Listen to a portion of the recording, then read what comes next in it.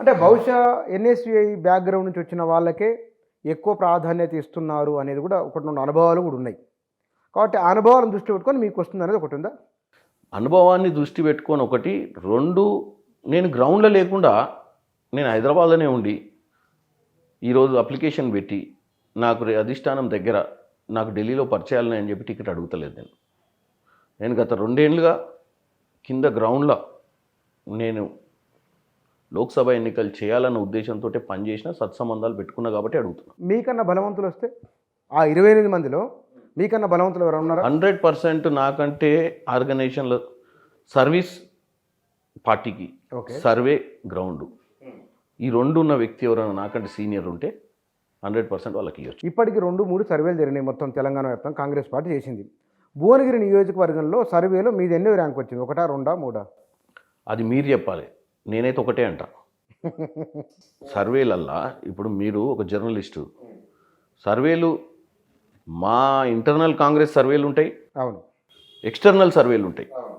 So మీరు ఈ ప్రశ్న అడిగిరు కాబట్టి మీరు ఈరోజు కాకపోయినా రేపు మీ ఆడియన్స్కి ఇంటర్వ్యూకి వచ్చిన నేనేమంటున్నా, నేను సర్వేలో నేనే నెంబర్ 1 అంటున్నా. అవును అవును, మీ ఒపీనియన్ మీది.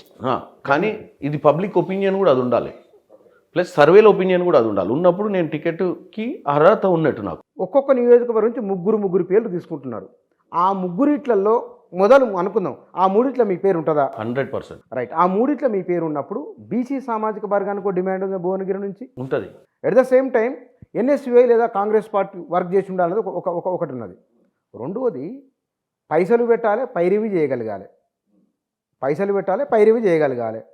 దీంట్లో ఎన్ఎస్యుఐ అనేది ఒకటి మీకు మిగతా వాళ్ళకంటే కొంచెం ఎక్కువ కనబడుతున్నది. నా లిస్ట్ మొత్తం చూస్తే నాకు అనిపించింది, ఓహో ముఖ్యమంత్రి దగ్గర ఉన్నాడు, ముఖ్యమంత్రి కోటరీ, విద్యార్థి విభాగం నుంచి ఒక ఎక్స్పీరియన్స్ ఉన్నది.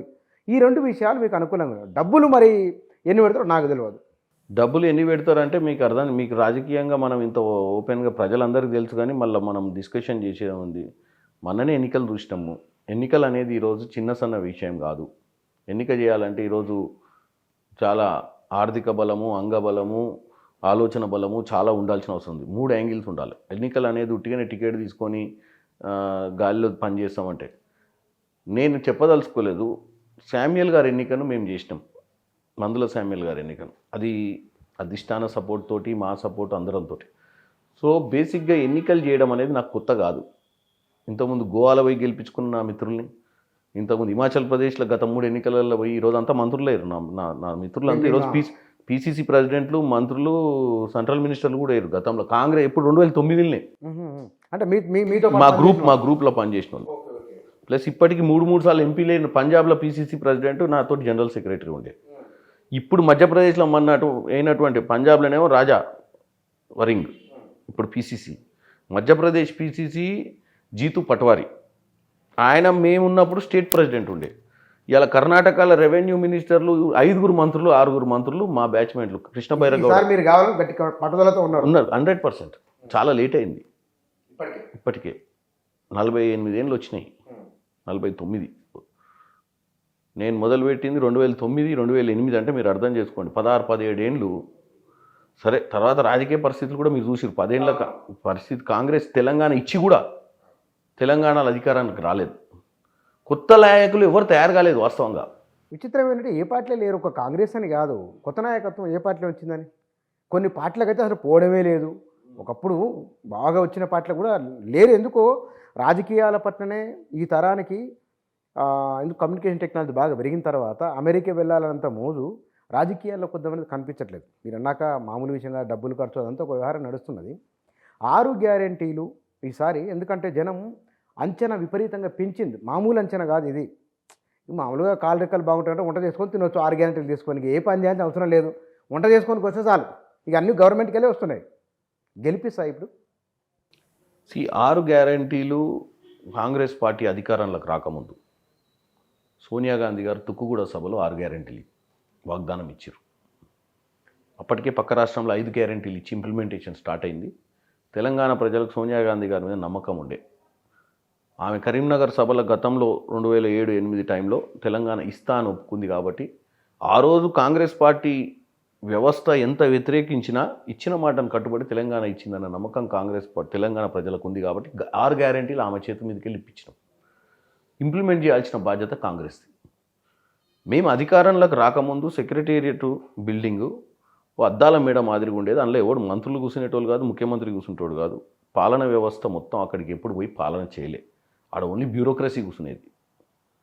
సో రాష్ట్ర పరిస్థితి ఎంత అనేది బయట కూర్చొని మనం మాట్లాడుకుందాం. కానీ ఏ జీవో దాంట్లో కేసీఆర్ వచ్చిండు, కొత్త ఘటనకు వచ్చిండు నేను చెప్పే సబ్జెక్ట్ అది కాదు. జీవోలు కూడా వీళ్ళు ఓపెన్గా జీవోలు రిలీజ్ చేసేవాళ్ళు కాదు. ఎంత డబ్బు ఖర్చు పెడుతున్నారు కూడా ప్రజలకు తెలియలేదు. అసలు ఆర్థిక వ్యవస్థ ఎట్లుందనేది ఏ పార్టీకి కూడా తెలియదు.